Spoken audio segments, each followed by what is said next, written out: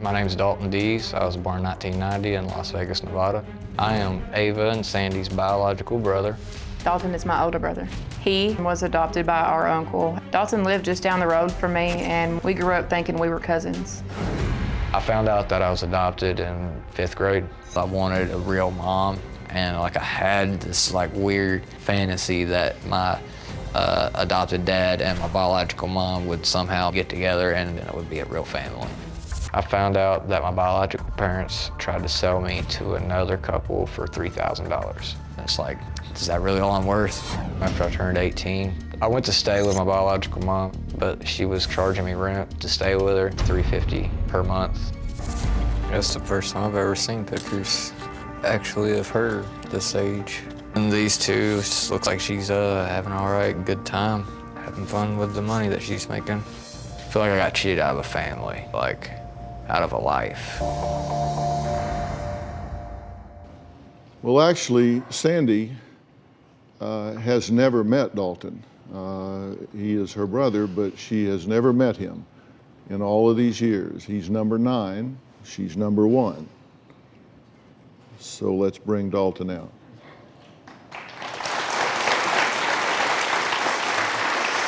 Hey, how you doing? It's been a long time. Oh, I missed you.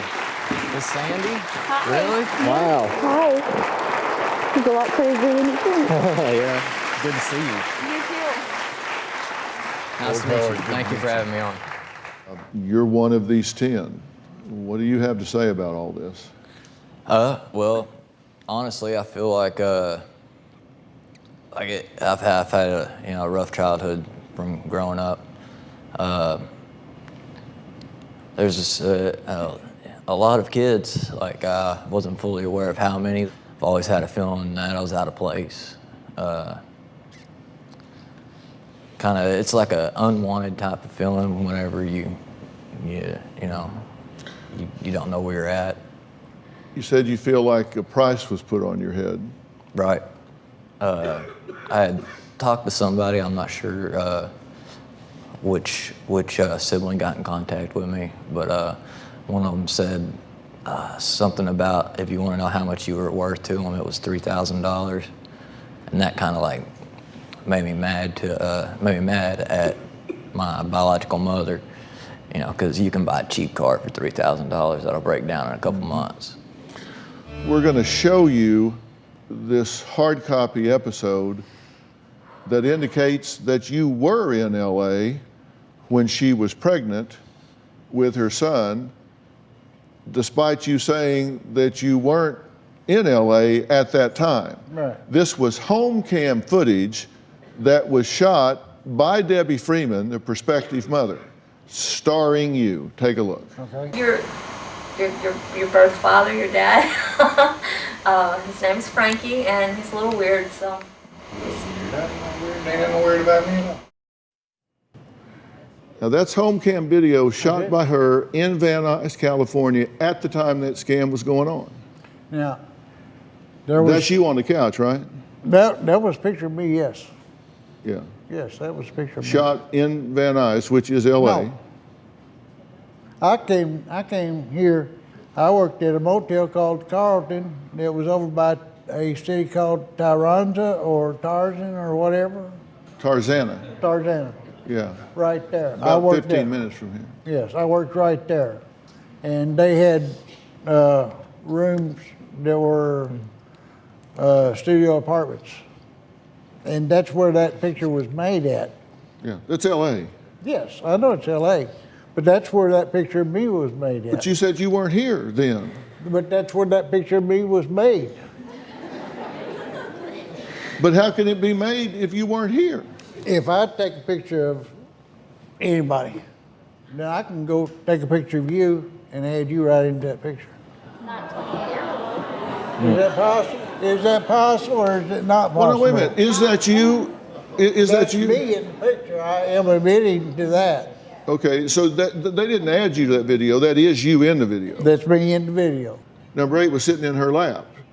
That's Frankie Jr., so that sets the time. I mean, Frankie Jr., yeah, he was sitting in her lap. Okay, here we right go. There, that's Frankie Yeah. Jr. Okay, right so there. that sets the time. Right. And then here are you.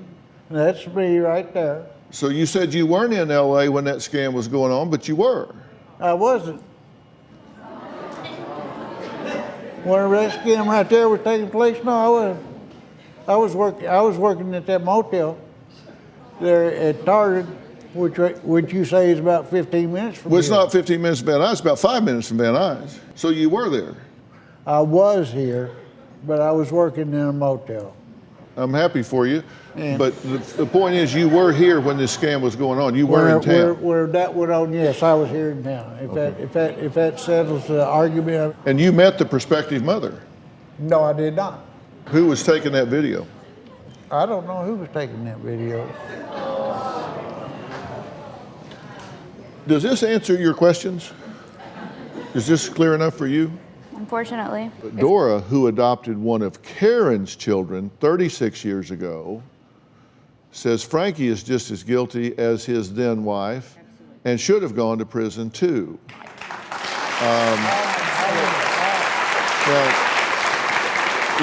What do you have to say? You say he didn't want to keep the children, No. he wanted the money. No, he wanted the money.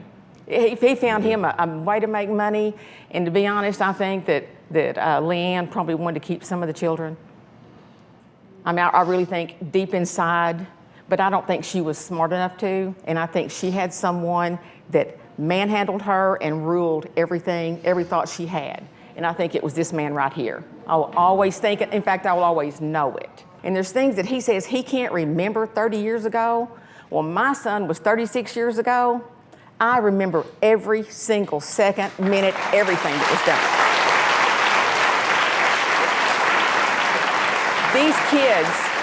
These kids need this so bad. They need to know the truth. Their mother was very, very guilty of everything she did, but he should have been right there with her. What do you say about what she's saying? I don't even know that lady. Oh, Well, I didn't ask you what your relationship was, whether I asked you what you have to say about what she's saying. I mean, I am so sorry, but no, I'm not sorry. I'm not sorry at all, because you need to answer for what you did to these kids. My son wasn't even yours, and he has problems because of what has happened to all of his brothers and sisters. Right, He deals with this on a daily basis himself. Your son is the one that actually came to my brother's house. Yes. And wanted to meet me. Oh, he wanted to meet you, okay? Yeah. Yes, he did. Yeah. He certainly did. My dad, Frankie, molested me from the ages of 5 to 12.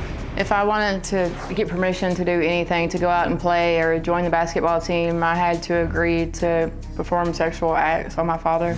My dad would come into my room almost every night. I would please him while he was touching my private parts. When I was 12 years old, I finally got the courage to go to the police. They wanted me to testify against my dad. I just couldn't do it. I was still scared of him. They couldn't convict him without my testimony, so he went free, and I went into the foster care system. I want him to know he took my innocence. I'm just angry, and it's all because I've never let this out, and I've never dealt with it. I'm mad, and I'm sad, and I'm hurt. I'm just madder than I've ever been in my life. Well, now she's saying that she's scared of me. Okay, is she scared of her mother? Well, Ava,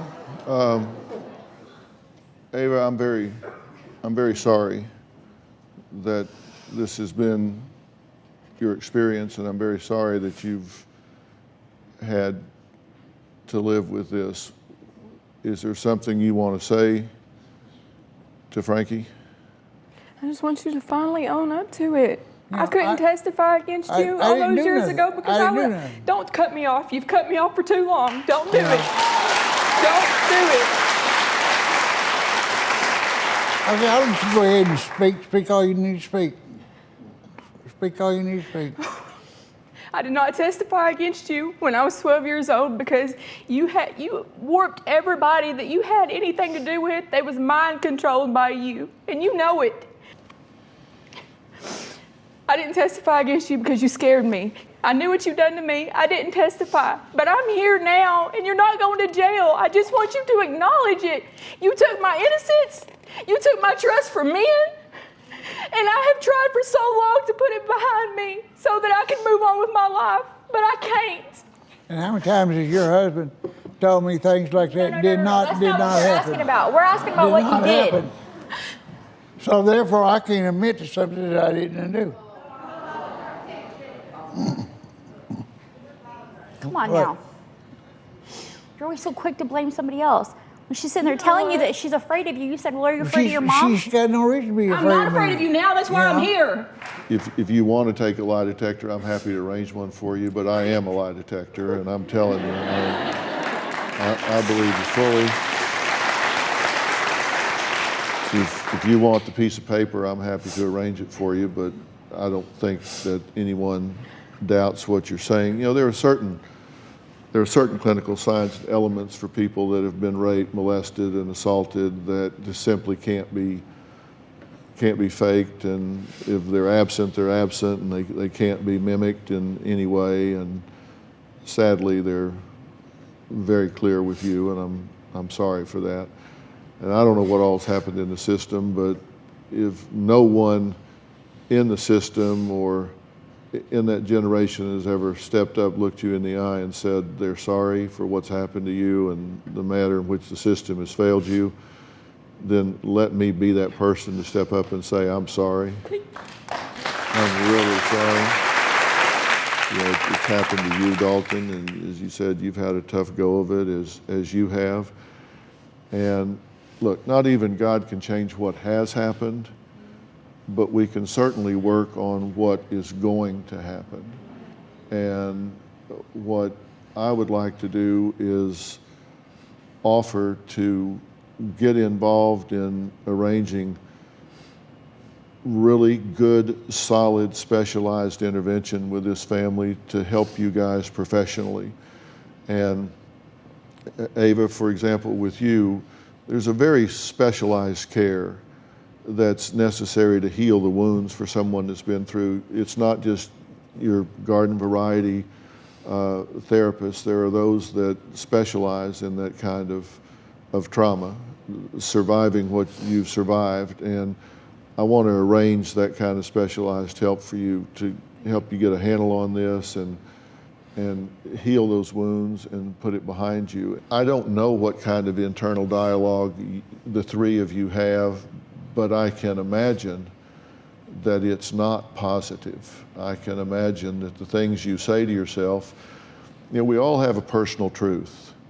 You know, things we say to ourselves and believe about ourselves when nobody else is listening and nobody else is looking. Not our social mask, what we really believe about ourselves inside. And the problem is we generate the results in life that we believe we deserve. So if we have a damaged personal truth, if we think we're damaged goods, if we think somehow we're second class, then we'll go through our lives generating the results that we think we deserve. And I think I'm sitting here with three people that have damaged personal truths. I don't know how you couldn't. And until those damaged truths are repaired and healed, you're going to continue to generate the results that go along with being damaged. And I want to help you repair what you believe about yourselves, repair the psychological damage that's been done so you can begin to reach for what you deserve in this life instead of what you believe you now deserve in this life. And that's going to take some time and it's going to take some care, but I have really good resources and I'm offering to make them available to the three of you beginning right away, right now. Okay? Do you have a story or a question for me? Click the link in the description and tell me what in the world is going on.